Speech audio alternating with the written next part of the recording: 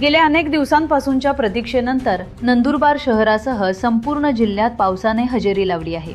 या पावसामुळे उकाड्याने हैराण झालेल्या नागरिकांना दिलासा मिळाला असून शेतकऱ्यांमध्येही पेरणीच्या तयारीला वेग आला आहे। पावसाच्या आगमनानंतर जिल्ह्यातील कृषी सेवा केंद्रे आणि बियाणे विक्री दुकानांवर शेतकऱ्यांची लक्षणीय गर्दी दिसून येत आहे।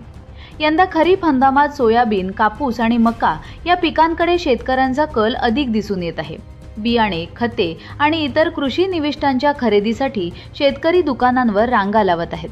मात्र जिल्ह्यात अद्याप समाधानकारक आणि पेरणीसाठी पुरेसा पाऊस झालेला नाही।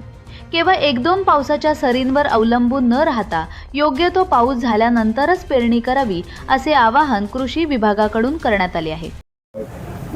असं तर सुरुवातीला पाऊस कमीच होता, पण आता 2-3 दिवसापासून शेतकऱ्यांच्या कल आता म्हणजे बी बियाण्याची मागणी हळूहळू वाढते, थोडी विक्रीलाही सुरुवात झाली आहे। आता साधारणतः मक्का, सोयाबीन आणि काय म्हणतात बाकी मग कापूस आहे थोडा।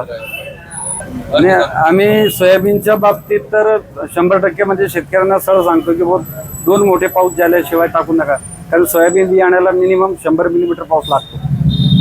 तर योग्य म्हणजे शेतीमध्ये ओल झाल्याशिवाय पेरायने आम्ही नाही सांग। आणि दरेक बियाण्याच्या बाबतीत आम्ही माहिती देतो। सगळे म्हणजे जे बंधू आहे ते स्वतः एक शेतकऱ्याला मार्गदर्शन देतात। हा मॉडेल आता तर सुरुवात होते अजून। आता शेतकरी आता पाण्याची वाट पाहतोय। अगर व्यवस्थित पाऊस झाला तर पेरणी वाढेल आणि हंगाम चांगला जाईल।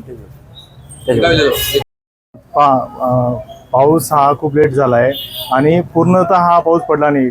नंदुरबार जिल्ह्यामध्ये सर्वत्र कुठे पाऊस पडतोय।